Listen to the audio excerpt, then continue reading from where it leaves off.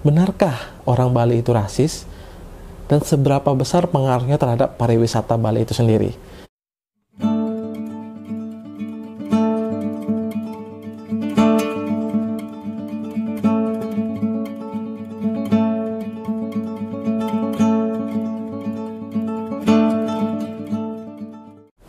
Kembali lagi ke cerita awal tadi, sejak Belanda mempromosikan Bali sebagai surga terakhir yang ditemukan, banyak sekali orang-orang mulai berdatangan ke Bali. Salah satunya Walter Spies. Walter Spies itu seniman Jerman kalau nggak salah. Dia menjadi salah satu orang yang memperkenalkan Bali dari segala aspek, nggak hanya seninya, budayanya, masyarakatnya, dan segala macamnya. Sejak saat itulah masyarakat Bali terbuka terhadap dunia luar, terutama orang asing gitu, nggak tertutup. Mereka sudah mulai bergaul dengan dunia internasional ketika itu sekitar tahun 1918, 1910 ke atas, 1914. Itu merupakan tahun-tahun di mana pariwisata Bali dikembangkan. Bahkan Belanda sendiri membuat seperti paket tur wisata dari Surabaya, dari Makassar, dengan kapal pesiarnya bersinggah ke Bali, lalu pergi lagi ke daerah lain kayak gitu. Dan bahkan orang Bali ketika itu melihat kapal-kapal yang berlabuh ke Bali sedikit bingung, karena ketika itu memang Bali tidak banyak punya akomodasi penginapan. Orang datang ke Bali hanya singgah beberapa jam, melihat keindahan pariwisata, seni dan budaya, kemudian pergi lagi. Dan menurut catatan sejarah, orang Bali ketika itu juga bingung melihat tindakan itu, bahwa apa sih yang dilakukan oleh orang-orang ini, hanya singgah beberapa saat dan pergi lagi kayak gitu. Sejak saat itulah seni dan budaya Bali menjadi menjadi konsumsi wisata. Itu awal mulanya, dan itu merupakan rancangan dari Belanda sendiri dengan mempromosikan Bali sebagai daerah pariwisata unggulannya ketika itu. Dan itulah yang menyebabkan kenapa Bali lebih dikenal daripada Indonesia. Gitu. Orang akan lebih kenal Bali ketimbang Indonesia. Itulah sebenarnya penyebabnya, karena pariwisata Bali memang sudah dikembangkan jauh sebelum Indonesia merdeka pada tahun 1945 oleh Belanda. Gitu. Kemudian balik lagi ke sana, itu merupakan awal kembangnya pariwisata Bali. Kemudian yang kedua, karakter dari manusia atau masyarakat Bali. Menurut catatan sejarah juga dan beberapa artikel yang saya rangkum, bahwa orang-orang Bali sangat karakternya sangat sopan dan mau menerima siapapun yang datang ke daerahnya, ke Bali itu sendiri.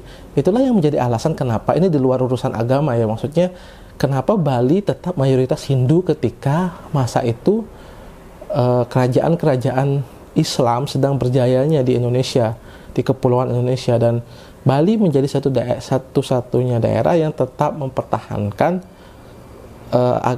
budaya Hindu ketika itu. Kenapa? Karena alasannya adalah simple. Karena masyarakat Bali adalah masyarakat yang tidak secara nyata menolak keberadaan kerajaan Islam. Beda dengan daerah-daerah yang ditaklukkan oleh kerajaan-kerajaan Islam ketika itu. Bali tidak secara langsung menyatakan saya menolak, tapi Bali lebih memilih untuk menjalin pertemanan, kekerabatan dengan kerajaan-kerajaan Islam yang berkembang di Pulau Jawa ketika itu. Itulah yang menyebabkan kenapa karakter Bali ini disukai gitu. Jadi tidak menjadi mayoritas utama untuk ditaklukkan saat itu, seperti itu. Kemudian juga kalau berdasarkan catatan sejarah lagi, bahwa ketika ada orang asing atau orang luar yang datang ke Bali,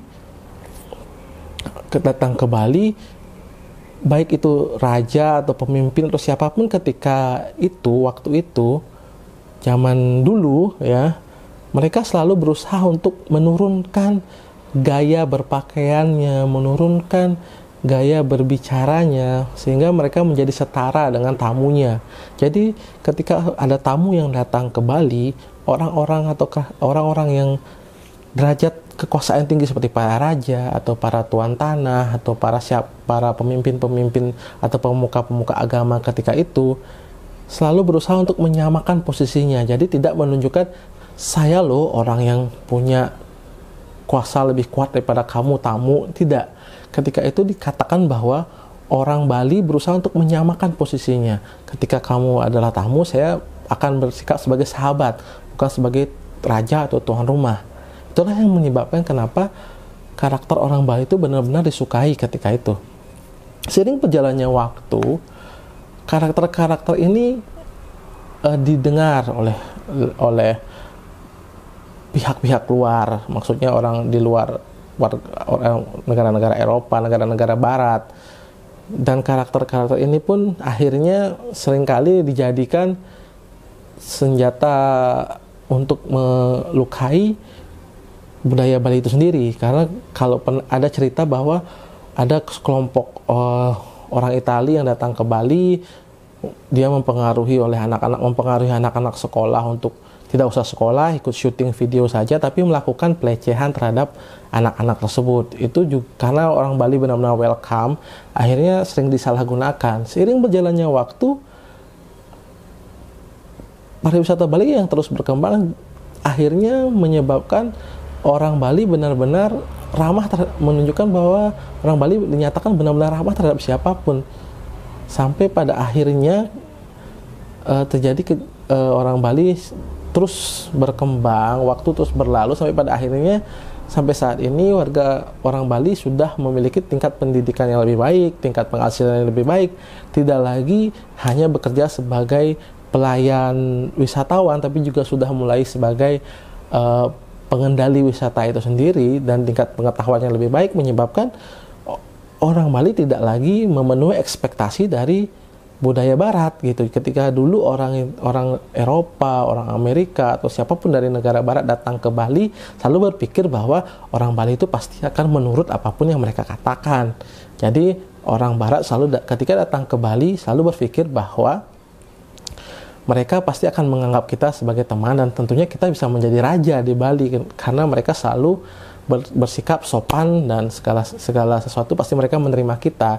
Itulah pandangan beberapa oknum di negara Barat, sehingga yang menyebabkan kejadian-kejadian seperti orang mengalami rasisme dan segala macam itu terjadi karena bagi mereka adalah orang Barat, dan sepengetahuan mereka orang-orang Bali itu adalah kelompok pelayan gitu. Itulah menyebabkan kenapa ketika mereka datang ke Bali mereka ingin dianggap seperti raja, seperti itu. Padahal seiring berjalannya waktu, orang Bali sudah memiliki tingkat penghasilan, tingkat pengetahuan yang mungkin saja justru lebih baik daripada tamu-tamu asing yang datang ke Bali, sehingga seringkali hal ini tidak ketemu ketika mereka dianggap seperti pelayan, tapi justru orang-orang Bali ini memiliki tingkat penghasilan maupun pengetahuan yang jauh di atas tamu asing itu sendiri. Oleh karena itulah sebenarnya hal yang terjadi atau berita-berita yang muncul tentang rasisme dan segala macam itu terjadi karena kesalahan pola pikir dari oknum warga negara asing sendiri terhadap masyarakat Bali. Tentunya ketika kita melihat beberapa warga negara asing yang sudah terbiasa tinggal di Bali, sudah lama bergaul dengan orang-orang Bali, tentu akan paham bahwa karakter orang Bali itu sebenarnya ya seperti ini, ya sopan, ramah dan santun. Dan ketika budaya atau karakter mereka dilecehkan, tentu mereka akan melawan. Tentunya itu juga bisa balik lagi ke cerita awal bahwa sebenarnya warga negara Bali atau masyarakat Bali atau orang-orang Bali itu adalah orang-orang pejuang. Tentu kita bisa lihat dari mana, dari sejarah menyatakan bahwa Bali merupakan salah satu daerah yang memang sulit ditaklukkan oleh Belanda ketika itu. Itu menjadi bukti bahwa memang karakter orang Bali adalah petarung ketika budaya dan tanah kelahiran mereka mulai diganggu seperti itu. Itu merupakan salah satu cerita yang saya ingin sampaikan. Sebenarnya ada beberapa part lagi atau cerita lagi terkait tentang perkembangan pariwisata Bali sampai seperti hari ini. Jadi itu mungkin bagian pertama yang bisa saya sampaikan.